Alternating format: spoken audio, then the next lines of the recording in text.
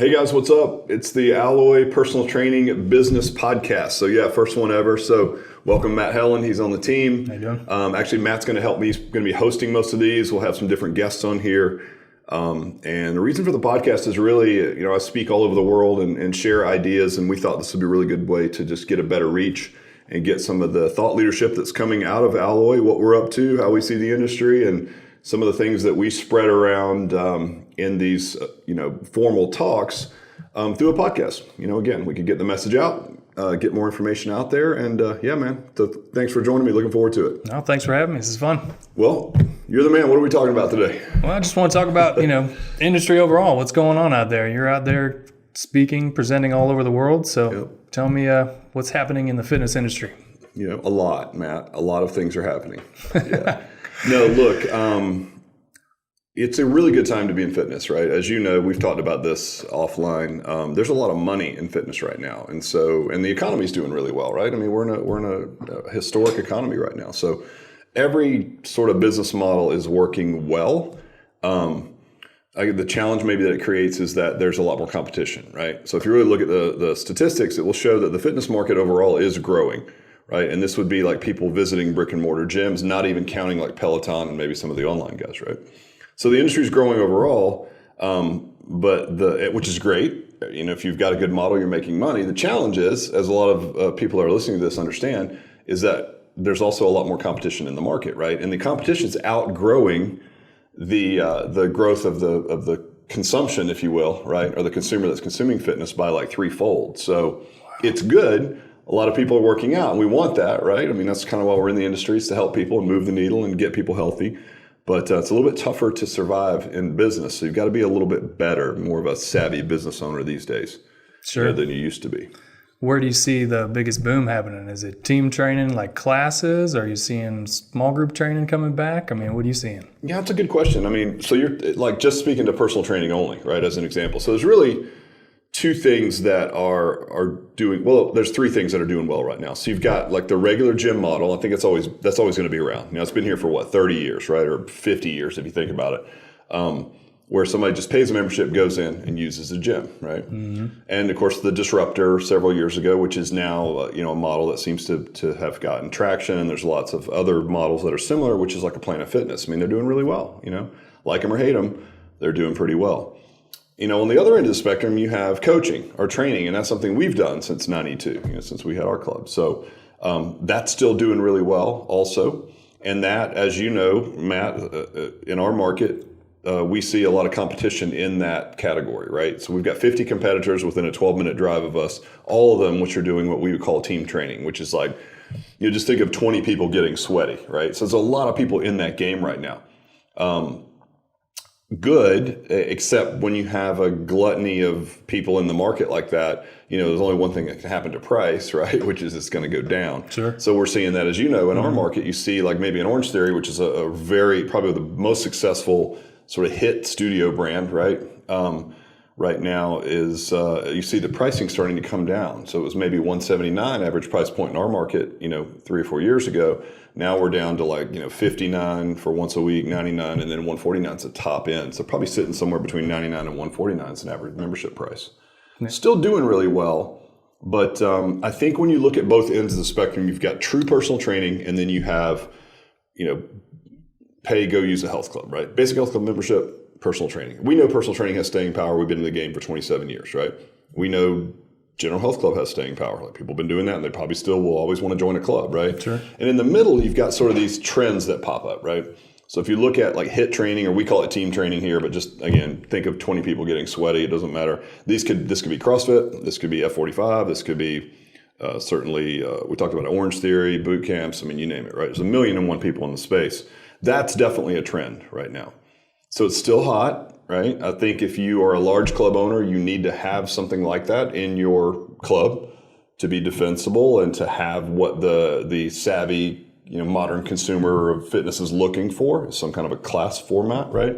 And I think you can have it. I think your advantage in a large club is that you can offer a good value proposition for it. We see some really advanced owners coming in at maybe $25, plus $25, right? Sure. For group training. And that certainly beats the heck out of what you would pay at a studio. Now, you could argue that they can't create the same experience as a studio, but you can also see how there are a lot of other advantages in that club. You can use the club on your own. You know, there's a sauna, there might be a pool and volleyball court. I mean, there's all kinds of stuff going on in there, right? Whether you like that or not. But if you like it, it's like, man, if you're sitting on a $10 a month membership and you pay a plus 25, you're all in at $35, $40 and getting what we call team training or group training, right? So I think the large clubs need to have it, and I think you can beat the studios at a value proposition, right? And then I think with the studios, you can beat the large clubs with experience. But I would say right now that there's just a lot of people in that space, right, doing that team training. So I don't care what you say about creating a better experience, when the big club pricing is that low, it's going to put pricing pressure on the rest of the market, and we're seeing that, right? I mean, as you know, Matt, we got boot camps in our market that are under $100 now, that were $179, right? Yeah. A few years ago. So it's like, it's sort of like a race to the bottom in a lot of ways, right? And it's sort of, at some point you have to say, well, how little service can we offer people, right? Because you can't do it at, what are you going to be the $69 boot camp guy? There may be a market for a Planet Fitness of boot camps. I mean, we've talked about that. That'd be kind of cool if you could put 2,000 people in there, right? Sure. But you can imagine that model only works when the cost of servicing individuals is so low, right? And it's a volume play. So with 50 clubs in market all chasing the same avatar, which is a 30-year-old female that's already in shape, is there really another 2,000 people out there that want to consume that, right? Sure. Are you really that much of a better mousetrap? Well, what they're probably doing is just recycling all the same members, and they're just going around and around. Right. What's our retention like for those kind of clubs, you know? Yeah, great. That's a great question. So, you know me, I love stats. I mean, I think it was on another podcast where somebody was calling me stats, singing songs and stuff. But, like, I like it, man. Your data doesn't lie. Like, you can't be emotional about math, right? So when we look at team training models or group training models, the average attrition rate monthly is 10%. So you're like, well, that doesn't sound bad. Well, extrapolate that over 12 months, right? It's like, that's easy math. That means you're turning over 100% of your clientele, if you're an average sort of boot camp business, in 9 months or 10 months. Well, the cost of acquisition in our market is, using this as an example, it's $500 to get a new customer, right? Wow. So if I'm at a $500 acquisition cost, I'm going to keep somebody at $150 a month in this market for 10 months. And that 10 month mark, or that 10% per month, is across all the brands that we work with, right? And that we look at from a team training model. So I don't know. So you compare that and that sort of trend that sits in the middle, and maybe starting to see some things happening there, right? And that may not be every single club. Like, there may be some person who's sitting in a really rare market who doesn't have any competition, who maintains a higher retention rate than that, but that's the average. So there's also people doing worse, believe it or not.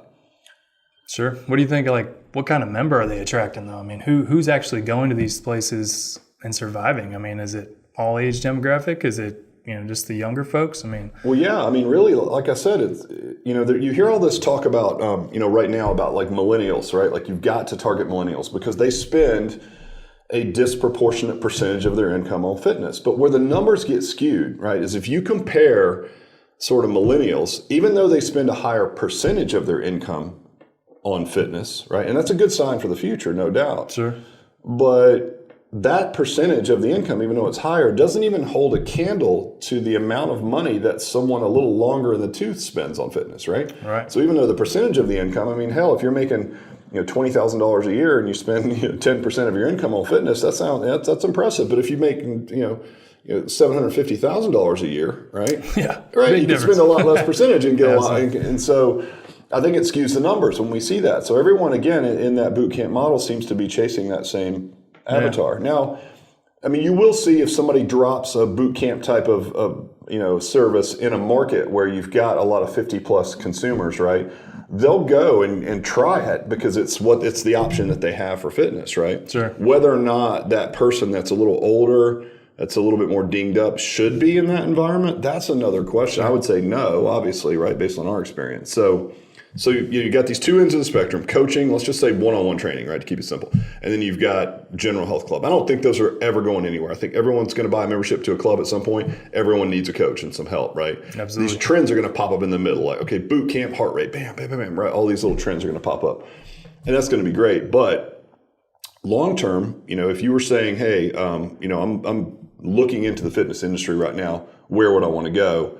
I would say don't go where the trend is right now. I've said this a million times in talks. It's like Wayne Gretzky was a great hockey player, right? And somebody asked him, he looks pretty puny, but yet he was pretty quick, right? And he was pretty athletic. And somebody's like, sports reporter's like, man, you're not that athletic. How is it that you're one of the best hockey players in the world? He said, hey, it's simple. I skate where the puck is going, not where the puck is, right? So I think to use that in the context of this conversation, it's like, well, if you're tuning in to see like, hey, what's next? What are the industry trends? And you want to skate where the puck is headed, right? And get there. It's not where things are right now. It's not going into another hit franchise situation and creating a better mousetrap for the same customer avatar that basically is just cherry picking their fitness, right? Absolutely. That's the birth of ClassPass in all these densely populated areas, is somebody who just buys something and just hops around and consumes whatever they want because they're already fit and they already like to work out, right? Well, that's a really small percentage of the population. And you're then squeezing the age bracket down. So not quite sure there's enough people in every market to support all those brands chasing that same person. So if you ask me where it's headed, I would say stick with the things that have always been around, that will always be around, right? And so, that's some things that we're working on here, and it's something that we believe in. Small group training, personal training. I mean, you've been doing it since 1992, so you say you've kind of went where the puck's headed several times at this point. Yeah, I don't even know where the puck is anymore. Probably took a couple bruises along the way. I'm literally on a walker headed over to where the puck might be, but by the time I get there, it'll be gone. I mean, that's pretty cool. So, I mean, you obviously have a good feeling and, whereabouts to know where to go next. Right. So that is cool. So, I appreciate that. Just since everybody is in that team training or class kind of model, and we kind of spoke about little clients older in the tooth, are those places really able to handle those clients, or should they be personal training? Should they be small group training? They're going to get everything they need, handle injuries and things like that. I mean, what's your thoughts? Well, I mean, listen, I understand that question. It's like, should they be? The answer is yes. So I feel like people that are a little bit longer in the tooth, that probably have the financial wherewithal, would probably enjoy and probably should be technically paying for personal training, right? Now, there's what those brands that are in the trendy kind of arena do well is they create a good customer experience, right? They have music, they have a brand, they have colors, they have, everything is built around this one modality of fitness, if you will, right? Or two, or whatever that's going on. Sure. Basically, it's hot and sweaty. A Get Sweaty franchise, right? Everybody, creates an entire product around that. So the customer experience around that's pretty impressive. It is. It's not bad. But there needs to be a happy medium between the two, right? Like experience only is great until you're hurting people, or you're not able to accommodate injuries. So if you start looking at populations, like if you start looking at 50 plus as an example, right, and you look at some of the metrics there, case in point, 70% of all disposable income lives in the population that's 50 and older, right? Yet only 5% of marketing dollars are spent there. So if I'm skating where the puck is going, I'm not going to create a hit franchise or that type of business and chase the same 30-year-old customer, And and a lot of people listening, I'm sure they're sitting in these small towns and they're thinking, listen, man, I've got this great boot camp business. I'm killing it. It's like, yeah, you're great, but that's not that difficult to duplicate, right? Sure. And I mean, yes, sit on it as long as you can. I'm not saying change your model and go out of business. I'm just saying in the competitive landscape, as we see, and we're all over the world, right? I don't see it being sustainable long term. And so it's like, all right, where are we headed? Well, who's marketing to that 70% of that big income, right? Who's really relevantly in that? You can call it whatever you want. Like active aging is sort of a derogatory term that we throw around, but maybe we'll use that for the purposes of this talk. It's like there's a huge gap in the market there, right? And if you could scale personal training, so go all the way back to the first 10 years we were in business, right? Doing one-on-one training. It's like, awesome.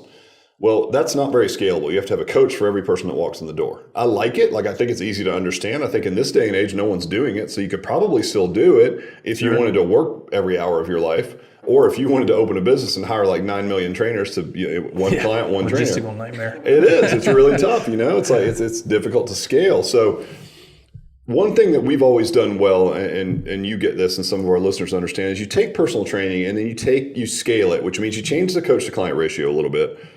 But you do it in a meaningful way. And there's a million and one ways to do it, from programming to the app communication tool, all those things, right? And you scale it in a meaningful way so you can still, on an elevator, if someone asks you, Matt, hey, man, what's the difference between your gym and an Orange Theory? You can say, well, it's easy. They do classes, we do personal training, right? But you're still able to scale it because you can get 6 clients, with one coach, up to 6. Sure. And why 6?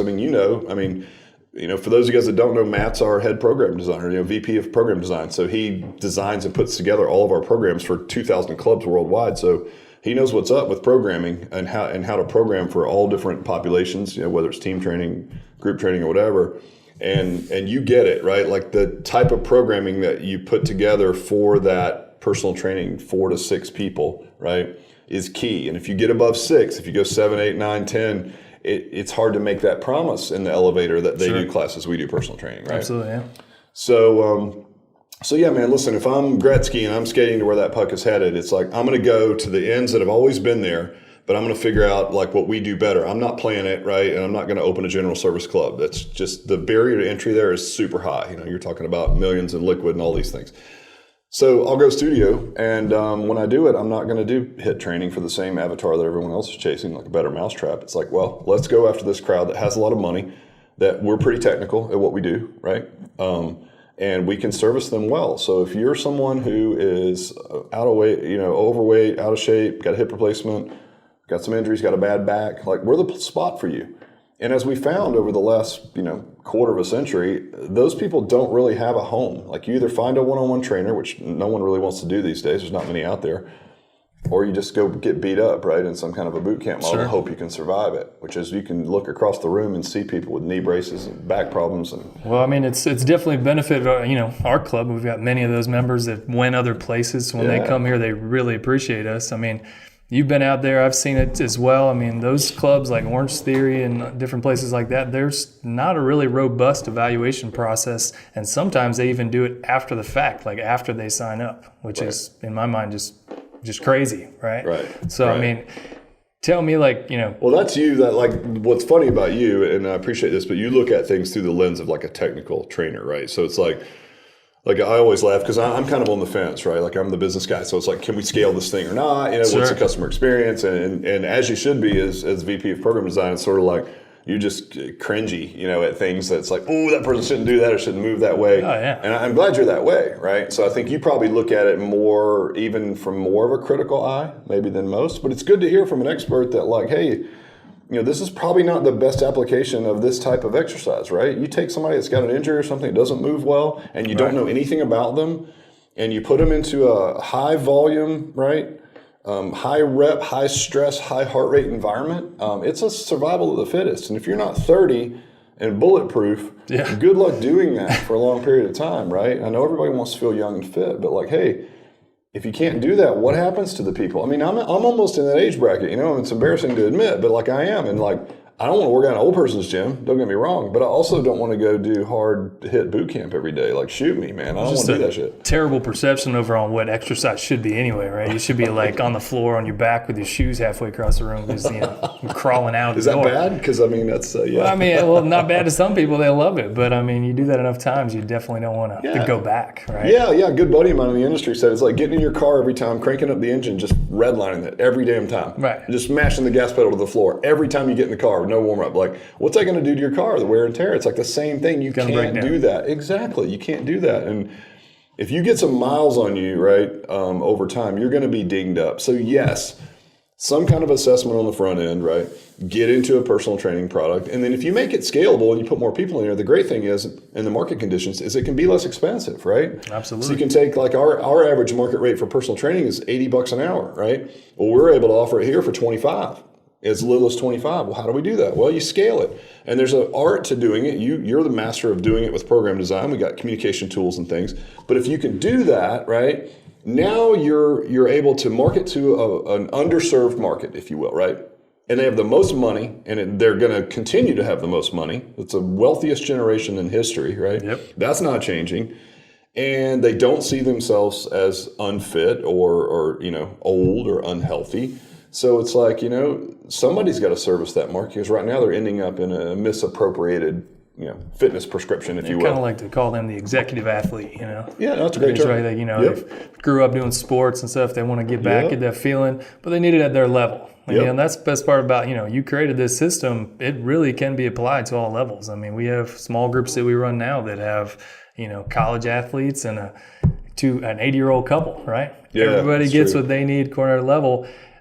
A lot of places say they can service everybody, they can handle that, but I don't believe they actually have a system in place to do that, or the learning management stuff that you've created here. So that's pretty cool. Yeah, no, it is. I mean, it's, people always want to talk about training athletes, right? Obviously for us, it's like a small part of our business, but the more technical, and not to get into that today since it's just state of industry, right? The more technical the programming and the coaches are, the better you can service this beat up crowd. Because I think on either end of the spectrum, if you're like a high level athlete or you have a couple of injuries, there needs to be a little bit more technical consideration. Like in the middle is hot and sweaty, right?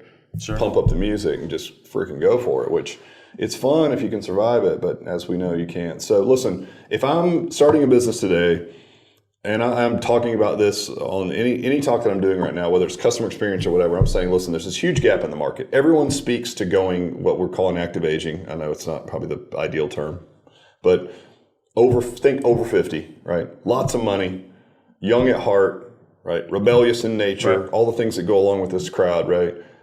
Tons of disposable income, like to adventure travel, again, young at heart, want to play, that whole play span idea of like how long can you continue to do what you like to do in your life? That's super important. That crowd is underserved right now. So that's where I'm going. If I'm opening a gym right now, I would go one-on-one. I just don't like the business model, honestly, but I don't hate the way it works. People get it, right? Absolutely. Large club, great. If I'm opening a gym, if I've got, $1 million liquid and I want to get into that game, buy a Planet franchise or something. It's probably going to work fine. And I don't hate those guys at all. I think they do a great job of bringing in the inactive market, right? But I think if you're going to skate where the puck is going, then you need to sit right in the middle, create something relevant that can keep the brand promise of personal training and make it scalable and less expensive. Sure. And that, obviously, we're headed there, but that's where I'm going right now as a coach or a personal trainer in this industry or somebody who's looking to do more of the studio brand. I'm not going to be the 37th guy out with a hit franchise. I'm going where the money's going. Well, just kind of elaborate. Tell them what the plan is. What are we doing? What's the vision right now? Yeah, man, good question. Well, it's kind of a loaded question because you already know the answer. But tell the people, right? Absolutely. Let them know. Yeah, exactly. So listen, guys, we take all that breadth of knowledge, right? That all the things that we just talked about, like, okay, what's the landscape of the industry? And we're behind a lot of banners, right? So we're powering other big franchises. So we understand a lot about the industry overall. I think we have a unique position there, right? And so if you look at that, and we're powering other powerful franchises, and you become the special sauce for those people, right? Or those brands. And then we have all this empirical evidence for what we've been doing for, since 1992. And this crowd that we service, and there seems to be this gap in the market, which is why we've survived all this time and thrived, right, in this super competitive environment. It's like, all right, well, instead of lending our sort of expertise and the little things that we do well to other brands, why don't we wrap this thing up and make a run at it ourselves? So for those of you guys that don't know, listening, we've been up to this point running what we call a license, right? And the license is sort of franchise light, where it can look like whatever you want. It powers your brand, right, or your business, and you keep it behind your banner. But I think at this point in time, based on all the things we talked about today and what we've learned is, it's time for us to wrap it up and make a run at our own franchise, right? So we can control the whole customer experience around what we're doing.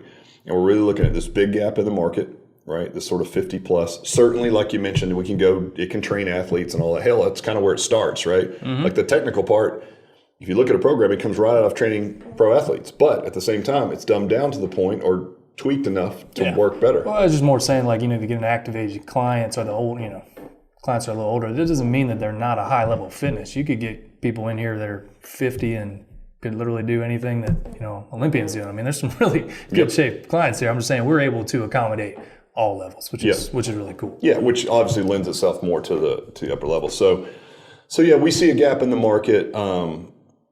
Somewhere between one-on-one training and general fitness, we think that HIIT training is fine and it's popular, and we respect the heck out of the brands that are doing it well. They do a great job at what they do, admirable. But we see a gap in the market, and we've always serviced that gap well. So naturally, that's where we're going. So we're going to wrap it up. We're going to do our own franchise and just put it in a 2,500 square feet. Create this sort of personal training, scalable PT model. Got some good markets picked out already, and we'll go to sale here in September. So yeah, man. Super we're exciting. literally putting our money where our mouth is, right? And Matt, you've been here. It's like It's been super disruptive. And we took our 8,000 square foot, really high revenue per square foot gym and literally blew it up and turned it into this, right? Just so that we can have it here at corporate, if you will, and show exactly how it works and do our training and things here. So yeah, man, it's been really disruptive, but we're so excited. It's like the best move. I think it's not only excited for us as a brand, right, to what we can do, but like any owner that we bring on and sort of what we can share, what we've always been sharing, but now really share it, right, without their brand being in the way, if that makes sense, or sometimes the owners themselves. Yeah, no, absolutely. I mean, we're going to help them, give them everything they need, and we'll actually have, a little bit more control, which is going to be great. Yep. Okay, so from our programming to marketing to everything. So, I mean, you've seen it. We grew with licensing. I think that's even going to make us better. Coming where we were from. Yep. Now the fact that we changed our current facility, and honestly, I mean, we changed it for the better because we're giving those clients what they need every time they come in. There's no more options because sometimes clients don't make the best option. That's okay. Right. Yeah. But we're doing well with it. But yeah, Matt, listen, really appreciate it, man. I know it was kind of a loose format for the first show, but we'll get some more structure around what we're going to be talking about. And yeah, tune in, guys. We'll be promoting this. We'll be, obviously, you'll see it on all of our social media pages and whatnot, YouTube. And we're going to just break down little segments of the fitness business right now. So it won't always be about alloying what we're doing. It could be about, scaling your business, hiring, just best business practices around personal training business. So pumped to be here. And Matt, thanks for helping me out for the first one. No, it's fun. Thanks. All right. Peace.